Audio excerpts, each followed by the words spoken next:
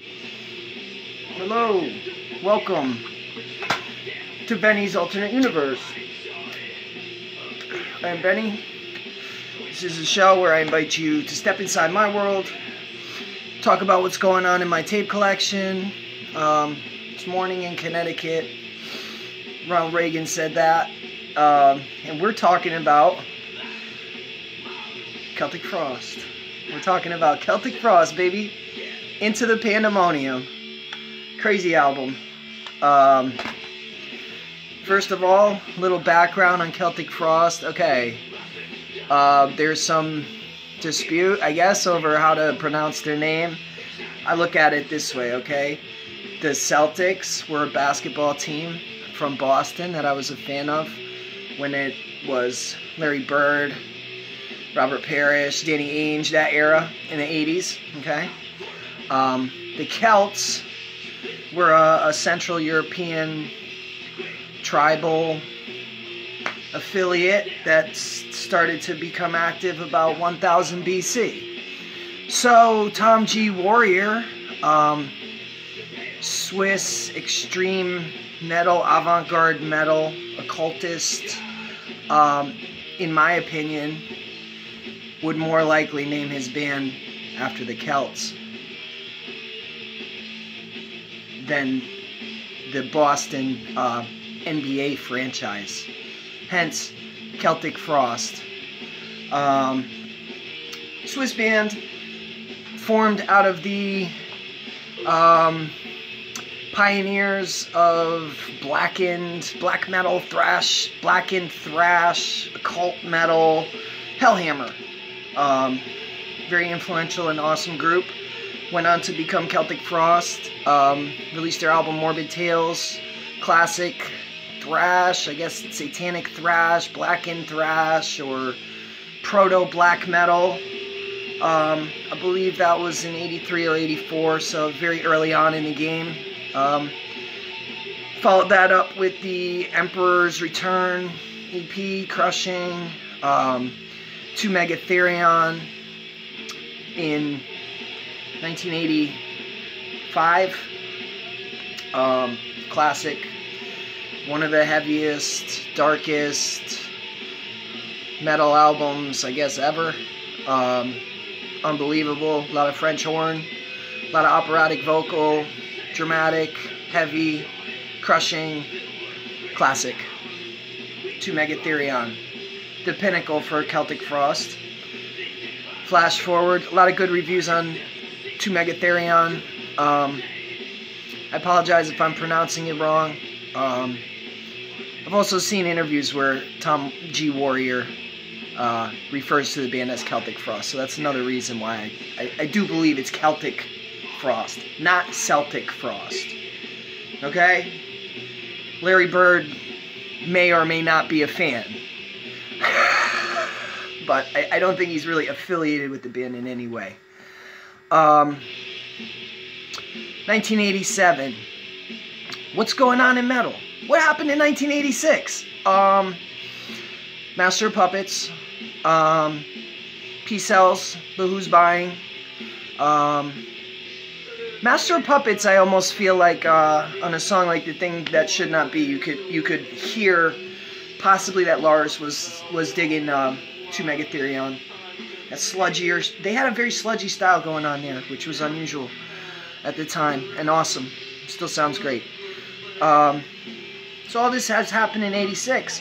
In 87, Bathory, I think, put out Under the Sign of the Black Mark. Death had their first album, Scream Bloody Gore. So extreme metal was doing well, and Frost and Hellhammer both were a big part of that. Creating the style, creating the look too, because Frost always had their gauntlets, all kinds of leather, corpse paint. Tom G. Warrior was definitely an innovator in the corpse paint. And 1987's Into the Pandemonium is a great example of something that happens from time to time with great bands, that they experiment and they like to try new things, and it goes too far. And this happened with Black Sabbath, Never Say Die. Great record in my opinion. Metallica with Saint Anger. Terrible record. And say what you will about Load and Reload. Personally, I'm not a fan. I think they're bad. But, you know, they sold 10 million copies, so somebody's listening to them. I think it's maybe a little short-sighted to say, well, these albums are terrible. No, they have merit to somebody. And when, you know, Give Me Fuel, Give Me Fire, Give Me All That I Desire, when that's on the radio, somebody is loving that, you know. It's an alright tune. Until It Sleeps was alright, I guess. Saint Anger was not alright. That was not acceptable. And on Into the Pandemonium, I think that the charms of the totally bizarre experimentation that T.G. Warrior gets into outweigh the many glaring flaws in this album, because Into the Pandemonium is nothing if not a flawed album, and I'm sure it was a letdown to a lot of people who were digging on To Megatherion and on Morbid Tales, because Morbid Tales was also a classic in its own right. So Frost came back from this To Megatherion beloved album with Into the Pandemonium, and they decided, or I'm sure Tom G. Warrior is known to be a visionary and somewhat of a dictator. So I'm sure it was Tom's bright idea, the perfect way to start this kind of super heavy goth, dark metal album is with the cover of Mexican Radio by Wall of Voodoo. And to people who are familiar with the Frost, I apologize. To people who aren't, yeah, this band is known to be very occult, very heavy, very dark, and they kick off their album with I'm on the Mexican, whoa, radio. Tom G. Warrior gives the great line, eat barbecue, iguana. And this is the first indicator that the vocals are going to be really whacked out on this entire record. And, you know, surprisingly enough, shockingly, we're hearing one of the album highlights right now, Babylon Fell, by the way, but we'll get to that. Heavy. Oh, so good. Mexican Radio cover is actually pretty good. Okay? It's a good tune to start the album. I'd listen to it over and over again, and I still enjoy it. It's a great tune. Celtic Frost, playing Mexican Radio. The next tune, Mesmerize, is really... Tom G. Warrior was known up to this point for a very dark and commanding kind of growl. And he would say things like, hey, that's it. And Mesmerized, he goes for more of like a whiny type vocal. It's kind of a lament. It's a little bit of a lament. I like it. I do enjoy it. There's not really a lot on this album that I don't like, but it is like Never Say Die, where you get charmed by the... I love when bands do things that are so out there. There's a fine line between where it works and where it doesn't work, and when it's right on that line, I really love that. So after the weird goth Mesmerized, then Inner Sanctum's a ripper. Inner Sanctum's a straight hardcore thrash number, kills. Awesome. Tristezas de la Luna. What can you say about this, dude? There's string section, and Tom Warrior is reciting some kind of weird poetry. It's weird. It's really weird. It's like 3 minutes long, so it's not really an interlude. It's a full tune. And then I don't know. It's a change of pace. It's definitely unexpected. It's definitely unexpected and adds to the character of the album for sure. And then Babylon Fell, which is on right now, which is just crushing. Classic Celtic Frost riffs. The sound on this album is great too. That's another thing. The sound is very crisp, and all the instruments are really well represented. There's not a lot of muddiness to it, as opposed to both their previous albums were a little bit murky. In the case of To Megatherion, that was to the good. Morbid Tales, maybe yes, maybe no. I mean, it's filthy, so I'd say yes. Love this riff right here. One of the best breakdowns in their whole catalog. And so we get into side 2. This is where it starts to really fall off the rails hard.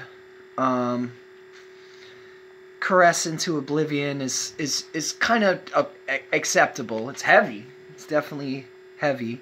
As a matter of fact, we're going to flip over to side 2 and Crescent to Oblivion ourselves real quick here on Benny's Alternate Universe, where we do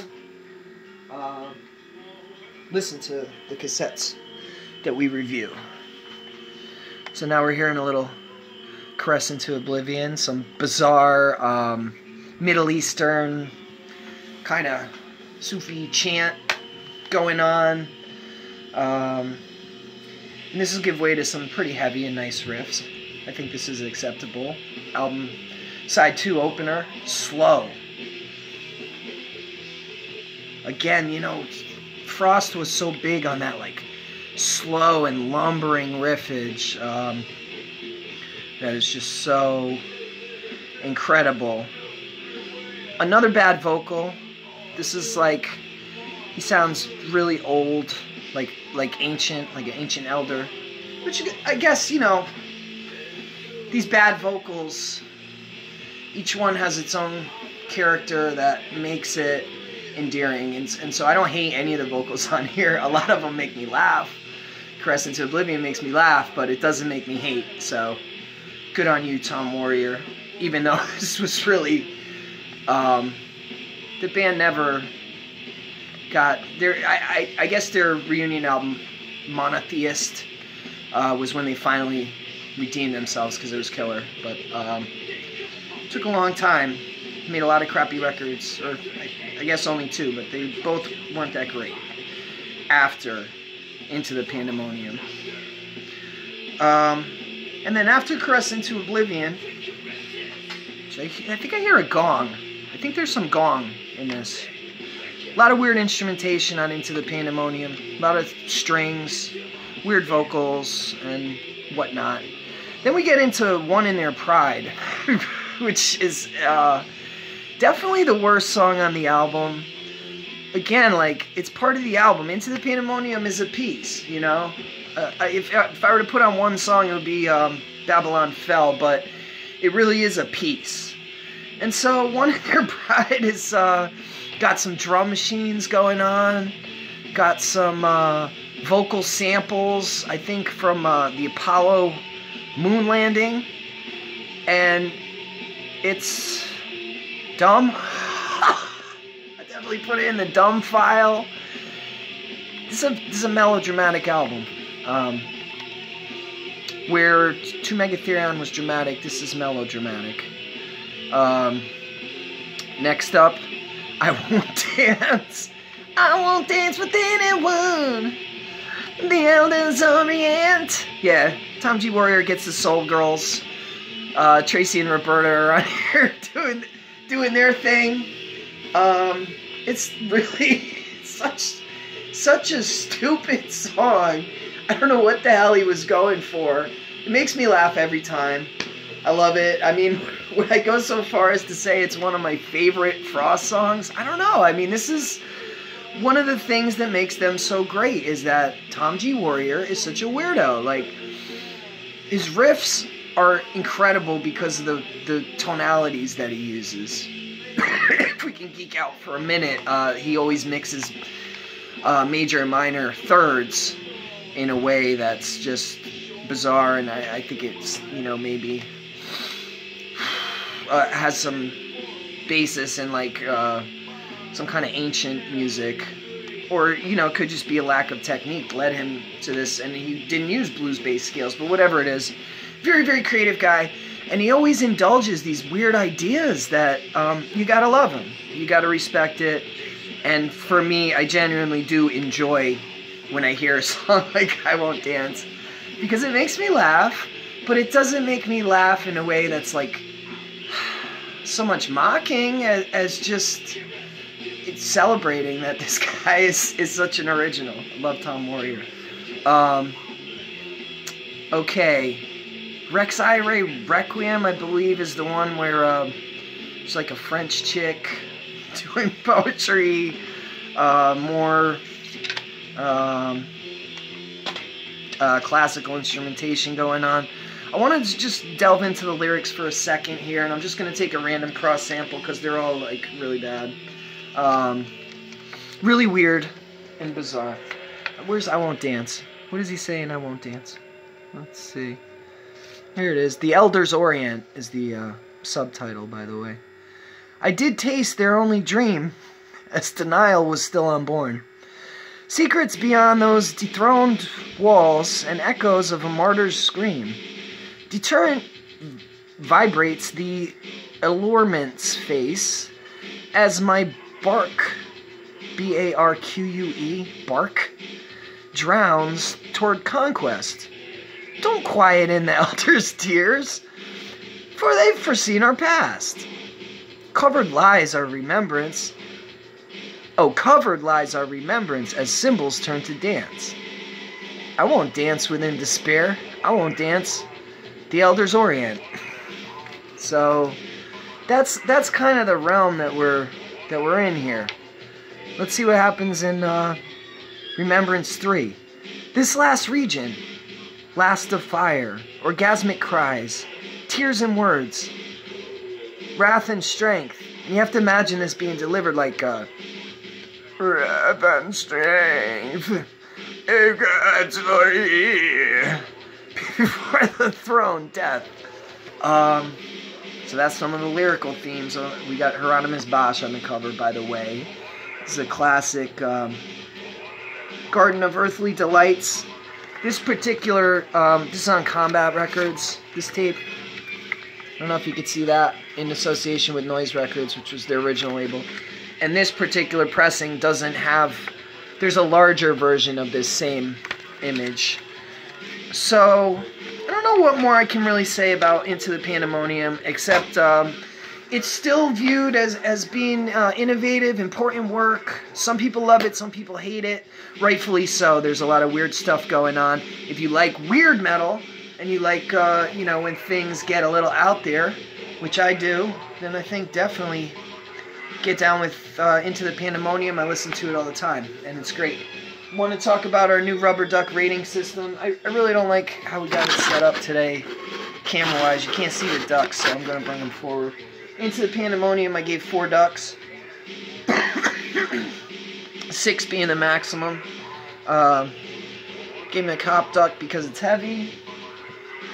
The little turd, just because it has a lot of attitude. This is a sheep duck. This is a duck that I award to records that I feel are kind of off the beaten path and have original ideas. They're not following the herd. And of course the Smartso duck, because it's a pretty intelligent piece of work. Whether it was a good idea or not is definitely an idea. And these ones were not awarded. This is the fun duck, because it's not really that fun. It's kind of funny at times, but I don't know. It's not really a good time, like album you want to take on a camping trip or whatever. And this is just the special something duck that can't be put into words. We'll save that. You know, maybe we'll do a review later in the week of Leave Home by Ramones. I was thinking of doing that. That would get the special something.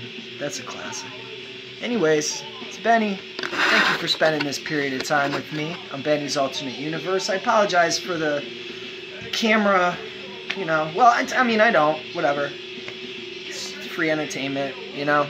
But I do think I'll get it a little better next time. Maybe I should have done like this, sideways. Shoot. Yeah, that's much better. Oh well, live and learn. I'll see you next time on Benny's Alternate Universe.